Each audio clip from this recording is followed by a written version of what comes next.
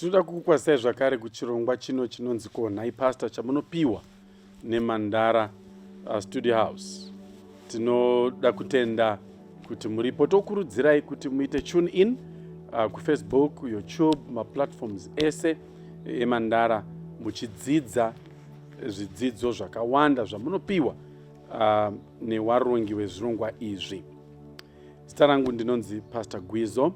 Ndine mubvunzo watakagashira, mubvunzo usina kujairika wandinoda kuti tibatsirane kubva mukati meshoko raMwari kuti tiupindure. Unotiwo, ko hazvina kuipa here kuti tilimite vanhu nhamba yevana yavanogona kuita mumba mavo? Iro vhesi richiti, be fruitful and multiply and fill the earth and subdue it, and have dominion over the fish of the sea, and over the birds of the heavens, and over every living thing that moves on the earth. Mubvunzo uyu dai ndaingauisa nemamwe mazwi uri kungotizvo, regai tibereke wana pasaita limit.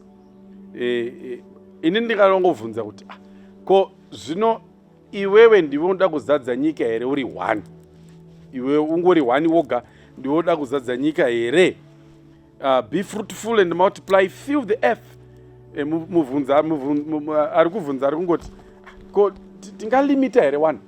Nyaya yekuti itai wana wairi watatu so on. Iro vhesi riri kuti fill the earth. Vateereri, ndoda kupindura mubvunzo uyu ndichienda kuvhesi inowanika muNew Testament, tichizama kuti tibatsirane pakupindura mubvunzo uyu. 1 Timothy ine mashoko inotaura andoda kuti tiverenge pamwe chete. Maybe ndisandaverenga ndoda kuti ndibate pfungwa iyi. Kana Bhaibheri riri kuti berekanai muwande muzadze nyika,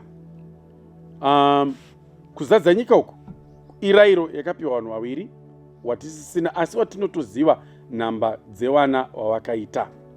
But anyway, regai ndiverenge kubva mukati mebhuku panapa tinzwe kuti Bhaibheri iro pacharo rinomboti kudini. Chapter 5 verse 8. But if anyone, 1 Timothy chapter 5 verse 8. But if anyone does not provide for his relatives, and especially for members of his household, he has denied the faith and is worse than an unbeliever.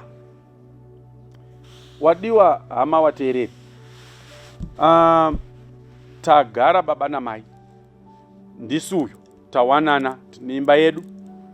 Mubvunzo watinofanirwa kuti zvibvunza pamibvunzo yatingazvibvunza sewanhu wari mumba yavo, murume nemukadzi. Tinogona here kuriritira wanavo? Tinogona here kuita zvinodiwa pakuyarutsa mwana? Tisangomanya nekuti ngatingoitai wana, mwana gore, mwana gore, mwana gore, mwana. Chekutanga, can we provide the basic needs dzinodiwa newana? Wana vanoda kupfeka, wana vanoda kudya, wana vanoda pekurara, wana vanoda zvekufuka usiku hwacho vakarara, vana vanoda zvikwanisiro, vana vanofanirwa kuenda kuchikoro, kunobhadharwa mafizi, kunotengwa mauniform, kunotengwa mabhuku, wanoenda kumaschool trip, kunodiwa material dzinodiwa dzekuti wana wakure zvakanaka.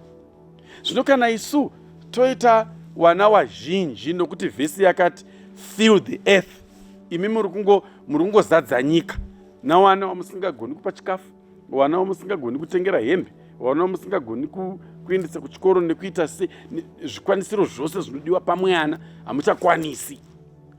Number 1. Number 2, ko utano hwamai chaiwo. Mai vanobereka mwana number 1 vagozvara mwana number 2 number 3 number 4 number 5 number 6 muri kuitei nhai mai? Tiri kuda kuzadza nyika zvakataurwa nevhesi muna Genesi. Haiwa bodo, tinozadza nyika asi kwete wewega. Awa newana nyika ine vanhu vazhinji havana kuzvarwa namai umwe chete kana kuti nedzinza rimwe chete riri kutiko ngatiitei wana nhamba iyo kwete. So there are guiding principles dzinobva mukati meshoko. Imwe ndiyo iyoyi yekutiko tinogona here kuriritira vanawa. That is a guiding principle vatiri kuda kuunza munyika, vatiri kuda kuzvara ini nemudzimai wangu. Ko utano hwemudzimai wangu, ndinogona kuva namaresources and so forth. Ko utano hwemudzimai wangu hwakamira sei pakuita vanawa?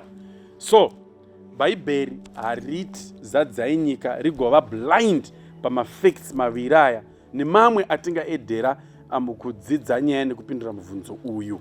Ngatigarei pasi, murume nemudzimai, towirirana. Tingaita vana wangani? Tinokwanisa here kuvariritira, kwete kungohwanda kuti aiwa Mwari vachazona zvekuita.